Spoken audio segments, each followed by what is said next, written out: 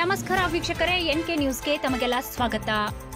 ಜಾತ್ರೆಯಲ್ಲಿ ಪ್ರಸಾದ ಸೇವಿಸಿ 46 ಮಂದಿ ಅಸ್ವಸ್ಥರಲ್ಲಿ 5 ಸ್ಥಿತಿ ಗಂಭೀರ. ಬೆಳಗಾವಿ ಜಿಲ್ಲೆಯ ಸವದತ್ತಿ ತಾಲೂಕಿನ ಹೂಲಿಕಟ್ಟಿ ಗ್ರಾಮದಲ್ಲಿ ನಡೆದಂತಹ ಘಟನೆ ಇದು.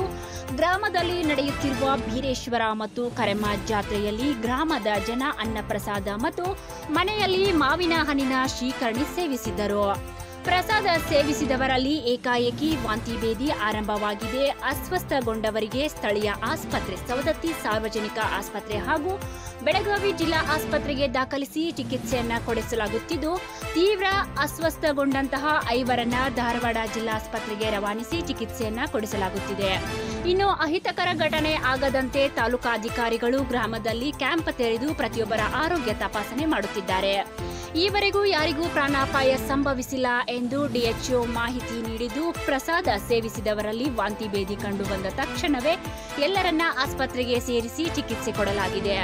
ಪ್ರತಿ ಗಂಟೆಗೂ ರೋಗಿಗಳ ಮಾನಿಟರ್ ಮಾಡಲಾಗುತ್ತಿದ್ದು, ಶಾಸಕ ವಿಶ್ವಾಸ್ ವೈದ್ಯ ಆಸ್ಪತ್ರೆಗೆ ಭೇಟಿ ನೀಡಿ ಅಸ್ವಸ್ಥರ ಆರೋಗ್ಯ ವಿಚಾರಿಸಿದ್ದಾರೆ.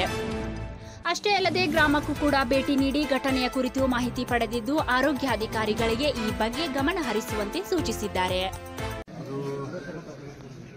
ಹೂಲಿಕಟ್ಟಿ ಗ್ರಾಮದಲ್ಲಿ 85 ಜನ ಈಗ ಇಲ್ಲಿ ಪ್ರಾಥಮಿಕವಾಗಿ ಮಾಡಿದ್ದಾರೆ.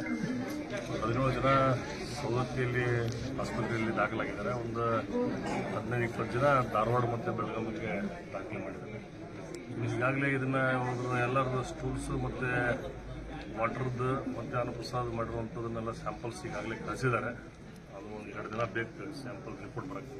ಅದು ಬಂದಮೇಲೆ ಎದರಿಂದ ಆಗೈತೆ ಅನ್ನೋದು ನಾವು ಅದನ್ನು ನೋಡ್ಕೊಂಡು ಮುಂದಿನ ಕ್ರಮ ತಗೋತೀವಿ.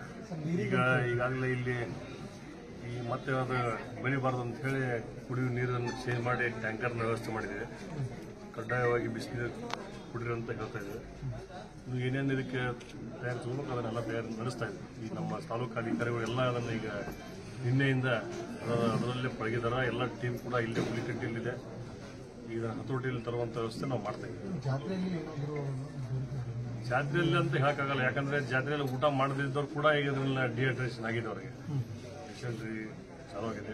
ಎಷ್ಟೋ ಜನ ಊಟ ಮಾಡದೇ ಇರೋರು ಕೂಡ ಆಸ್ಪತ್ರೆಯಲ್ಲಿ ದಾಖಲಾಗಿದ್ದಾರೆ. ಹೀಗಾಗಿ ಅನ್ನಪ್ರಸಾದದ ಸೇವನೆಯಿಂದ ಅಂತ ಹೇಳಕ್ಕಾಗಲ್ಲ, ಯಾಕಂದ್ರೆ 3 ಜನ ಎಲ್ಲ ಊಟ ಮಾಡಿದ್ದಾರೆ. ಅದರಲ್ಲಿ ಸುಮಾರು 100-120 ಜನ ಅಷ್ಟೇ ಅಸ್ವಸ್ಥ ಆಗಿದ್ದಾರೆ. ಇನ್ನು ಉಳಿದು 1000 ಜನ ಆರಾಮಿದ್ದಾರೆ. ಎಲ್ಲರೂ ಇಲ್ಲೇ ಕಣ್ಮುಂದೆ ಕಾಣ್ತಾ ಹೇಳ್ತಾರೆ, ನಾವು ಊಟ ಮಾಡಿದೀವಿ, ಏನಾಗಿದೆ ವಾಂತಿ ಏನಿಲ್ಲ, ವಾಂತಿಗಿಂತ ಬೇದಿನೇ ಜಾಸ್ತಿ. ವಾಂತಿ ಸಪೋಸ್ ಇನ್ ಕೇಸ್ ಅವರು ಹತೋಟಿಗೆ ಬರದಂತ ಸಂದರ್ಭದಲ್ಲಿ ಡಾಕ್ಟರ್ಸ್ ಅದನ್ನ ವಾಂತಿ ಮುಖಾಂತರ ಅವರಿಗೆ ಗುಣ ಮಾಡುವಂತ ಕೆಲಸ ಮಾಡ್ತಾರೆ. ಗ್ರಾಮಸ್ಥರಿಗೆ ಇಷ್ಟೇ.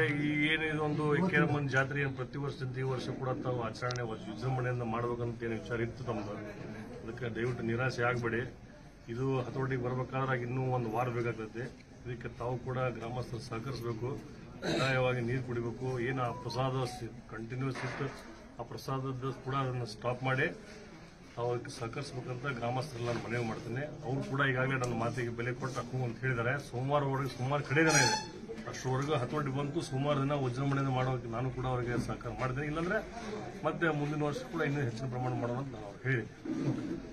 17 ಜನ ಸೀರಿಯಸ್ ಏನಿಲ್ಲ, ಈಗಾಗಲೇ ನಾನು ಡಾಕ್ಟರ್ಸ್ ಮಾತಾಡಿದ್ದೇನೆ, ಸಿಎಂಒ ಮಾತಾಡಿದ್ವಿ, ಆಮೇಲೆ ಜಿಲ್ಲಾದ ನಮ್ಮ GH ಅವ್ರಿಗೆ ಮಾತಾಡಿದ್ದೀನಿ. GH ಅವರು ಬಂದಿದ್ದಾರೆ. Everything all out, nothing out of danger.